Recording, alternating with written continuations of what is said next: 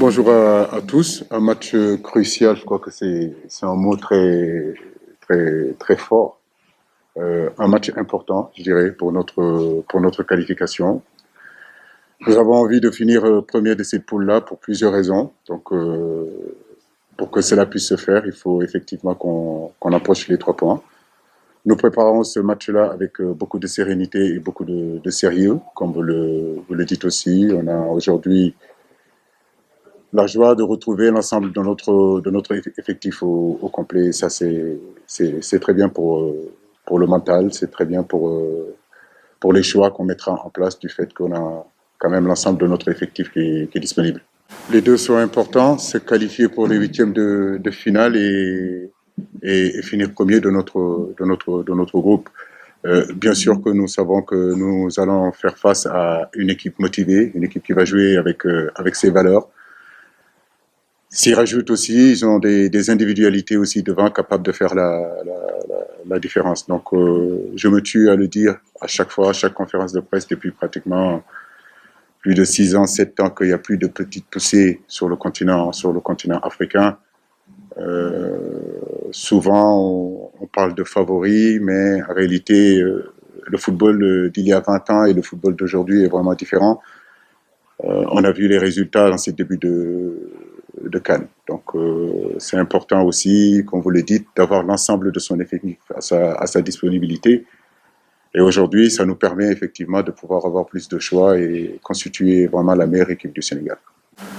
Je crois que le mot d'ordre de ce groupe-là, de cette canne-là, on avait dit c'était 3 choses. C'était d'abord la confiance que nous devons avoir, mais cette confiance-là, comme je l'ai dit, c'est à force de gagner des matchs, c'est à force de voyager partout sur le continent africain et de rencontrer tout type de football qui nous donne cette confiance-là par rapport aux résultats que nous avons faits. On avait dit aussi des ambitions, donc ça n'a pas changé. Nous sommes toujours ambitieux, le Sénégal reste toujours ambitieux. On a envie d'aller au bout de cette compétition-là, malgré tout ce qui peut nous arriver en début de compétition. Certains diront que c'est des excuses, mais en réalité, on n'a jamais cherché d'excuses. C'est les réalités du moment. Le peuple sénégalais nous regarde. C'était important pour eux de leur dire ce qui se passait réellement dans leur tanière, dans leur équipe nationale, parce que c'est ça notre rôle. Mais en aucun cas, on a cherché des excuses. Donc, je parle bien d'ambition. Et puis, bien sûr, humilité. Humilité, pourquoi? Parce que nous respectons tout le monde. Je l'ai toujours dit. Parfois, on m'a dit que je manquais un peu d'ambition. Mais nous ne manquons pas d'ambition. C'est l'expérience aujourd'hui, depuis quelques années, en tant que footballeur et en tant qu'entraîneur, qui me permet de dire qu'il n'y a plus de petites équipes. Ces soi-disant favoris que nous faisons partie, et puis ces petites équipes qu'on dit, qui travaillent tous les jours, qui sont cohérents, qui ont aujourd'hui en leur disponibilité, si vous voulez, pendant l'ensemble d'une année, l'ensemble de leurs joueurs. La différence entre le bas et le haut, en réalité, n'est plus aussi conséquent que ça l'a été il y a 20 ans ou il y a 30 ans. Donc, tous les matchs seront difficiles. En tout cas, nous, on a cette humilité-là de savoir que le match de Mali, il sera difficile, il sera aussi difficile que celui de la Guinée et celui de la Zimbabwe. Mais je sens des garçons prêts et surtout vouloir aller le plus loin dans cette compétition-là. Merci Adama. Non, moi je suis pas quelqu'un de borné. J'écoute, je suis quelqu'un d'ouvert. J'ai toujours été un garçon ouvert. La critique, je l'accepte, qu'elle soit constructive, qu'elle soit parfois pas constructive. Je pense qu'aujourd'hui, nous parlons tous de la même chose, différemment peut-être, mais nous parlons tous de la même chose. Alors ces critiques-là, partout où ça peut venir, je l'écoute attentivement. Après, c'est à moi, avec mon intelligence, mon vécu en tant qu'ancien footballeur, mon vécu en tant qu'entraîneur, d'arriver à filtrer ce qui est bon et ce qui est mauvais. Parce que sur toutes ces critiques-là, tout n'est pas mauvais. Donc, s'enfermer, se bunkeriser dans son esprit, c'est pas une très très bonne chose quand vous êtes à la tête d'une équipe nationale. L'équipe nationale appartient aux Sénégalais et les Sénégalais ont le droit aussi d'avoir leur point de vue et je le respecte totalement. Maintenant, comme vous le dites, sur ces 2 matchs-là, je ne peux pas être satisfait de notre deuxième période contre le Zimbabwe. On en a parlé avec les garçons, on n'a pas besoin de revenir ça sur la presse parce qu'il y a une communication interne que je tiens à garder. Sur cette première période aussi contre la Guinée, on a eu aussi à discuter. Nous sommes tous conscients de ça. Je crois qu'aujourd'hui, les garçons sont prêts aujourd'hui à continuer à travailler pour nous bonifier et aller de l'avant. En tout cas, on a confiance et que, comme je vous l'ai dit, ces critiques-là, nous les entendons et nous prendrons tout le temps ce qu'il faudra pour rajouter avec ce qu'on a pour que l'équipe aille de l'avant. Kouli, c'est vrai, effectivement, vous avez raison. Ça faisait pratiquement un mois qu'il n'avait pas compéti. Il est arrivé en sélection le 27 décembre. Donc, il a pu vraiment bien travailler avec notre préparateur physique pendant 10 jours. Arrivé ici, malheureusement, il a été testé positif au coronavirus. Mais en réalité, il n'avait pas de symptômes, des symptômes qui lui empêchaient de s'entraîner, des symptômes qui lui empêchaient d'être sur le terrain. La seule différence, c'est qu'il ne pouvait pas être avec le groupe de performance, mais je crois que son niveau athlétique est plutôt intéressant. On en a parlé avec le préparateur physique. Je pense qu'il pourra être apte pour ce match de demain. Je pense que verticaliser fait partie aujourd'hui du football africain. J'essaye de leur faire comprendre aussi qu'il faut trouver le juste milieu. Euh, Aujourd'hui, nous avons des joueurs, on sait que offensivement, qui sont capables de faire la différence et que l'objectif, c'est aussi de leur amener le ballon. Moi, je ne prône pas un football trop latéral. Je veux vraiment que le jeu aille de l'avant. Mais comme je dis aussi, euh, la réflexion du joueur est important aussi d'avoir cet équilibre-là entre pouvoir verticaliser et ne pas verticaliser. Je crois que ce qui est important, c'est qu'il trouve le juste milieu et pouvoir s'appliquer techniquement. Mais il n'y a pas de consigne de demander à mon équipe ou à mes joueurs de jeter le ballon. Ça, il y a pas ce consigne-là. Abdou, il est là, c'est un défenseur. Mais tant qu'on peut construire, préparer et puis verticaliser, ça me va très bien. Bonne question. Si vous me posez cette question-là, je vous dirais que non. Encore, je le dis, ça fait plus de 2 ans ou 3 ans aujourd'hui que nous sommes en train de travailler à avoir une équipe compétitive pour cette CAN-là. On est allé chercher des joueurs là où ça nous manquait pour renforcer l'équipe.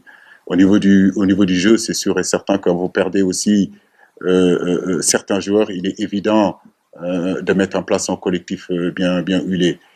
L'équipe du Sénégal a beaucoup changé. Je l'ai dit encore par rapport au dernier match contre le Congo, où on a perdu Ismaël Assar, où on a perdu Crépin Diatta. Là, sur nos premiers matchs, vous voyez, Edouard n'est pas là, Koulibaly n'est pas là, Ghana, on l'a perdu. Donc, c'est vrai que c'est difficile de trouver, à un moment donné, une cohérence dans le jeu par rapport à ces joueurs qui avaient l'habitude de faire pratiquement 3 4 matchs ensemble. Donc, ça a été un recommencement avec de nouveaux joueurs qu'il faut motiver, qu'il faut encourager, qu'il faut donner aussi euh, cette, euh, cette expérience-là du haut niveau qui n'ont peut-être pas par rapport à d'autres qui avaient l'habitude de jouer. Mais vous avez raison, au niveau du jeu, il n'y a pas à se cacher. On peut s'améliorer, vu la qualité individuelle, la qualité intrinsèque que nous avons par rapport aux joueurs. Oui, on peut s'améliorer, mais je n'ai pas d'inquiétude là-dessus. Je sais que on s'améliorera. Il y a aucun souci sur ça.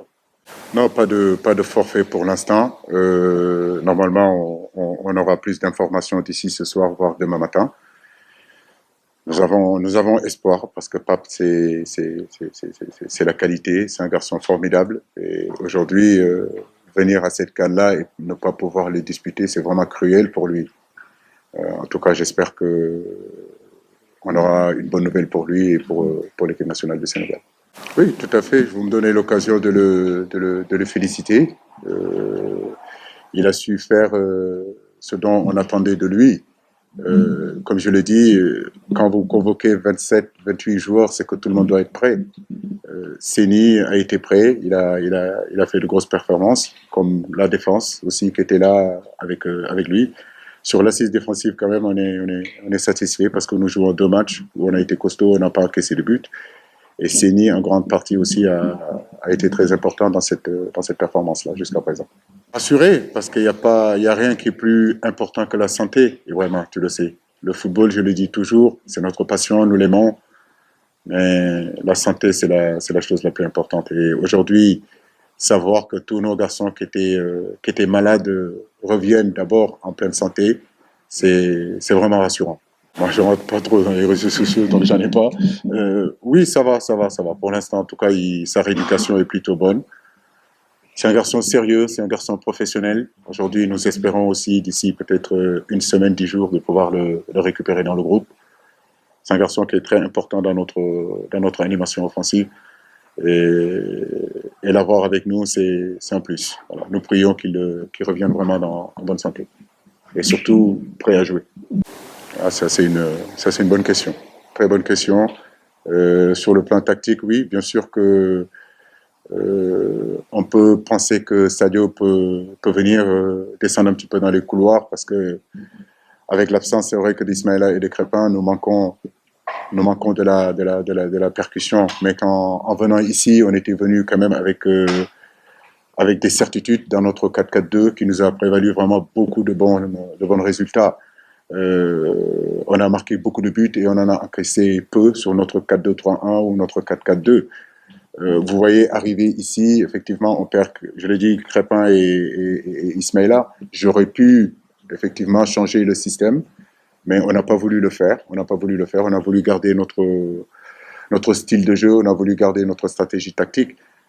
Mais on est bien conscient que dans un 4-4-2, il faut quand même avoir de la percussion sur les côtés. Et cette percussion-là, ça nous a manqué quand même sur les 2 matchs, même si les garçons qui étaient là n'ont pas été mauvais. Ils ont fait ce qu'ils avaient à faire, que ce soit Bouna, que ce soit Bamcham ou de temps en temps Keita Baldé. Vaut mieux avoir du choix que ne pas avoir du choix. il y a, il y a 2 jours, j'étais ici en vous disant que pratiquement pour constituer une équipe, c'était très compliqué. Aujourd'hui, on a l'ensemble du groupe. C'est un problème de riches. Donc, euh, tant mieux. C'est à moi de faire les bons choix.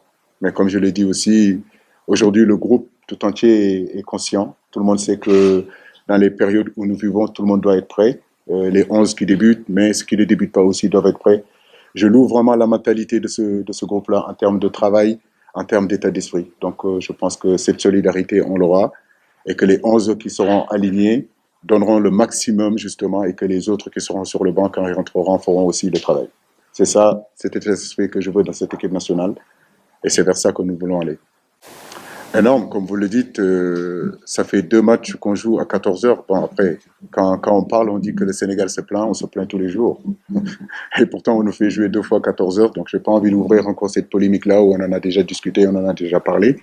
Mais je crois que c'est le hasard du calendrier, parce que aussi, pour être honnête, quand on était en Égypte aussi, on n'avait pas joué à 14 heures, on avait joué souvent nos matchs vers 16 heures et 17 heures. Actuellement, on est en altitude et le climat est différent que quand vous descendez au niveau de la mer. Nous jouons à 14 heures, effectivement, où il fait vraiment très, très, très chaud. En jouant à 17 heures, peut-être que les organismes seront beaucoup plus managés et que, en termes de fraîcheur, en termes d'énergie, on aura beaucoup plus de peps que ce qu'on a eu sur les 2 dernières rencontres.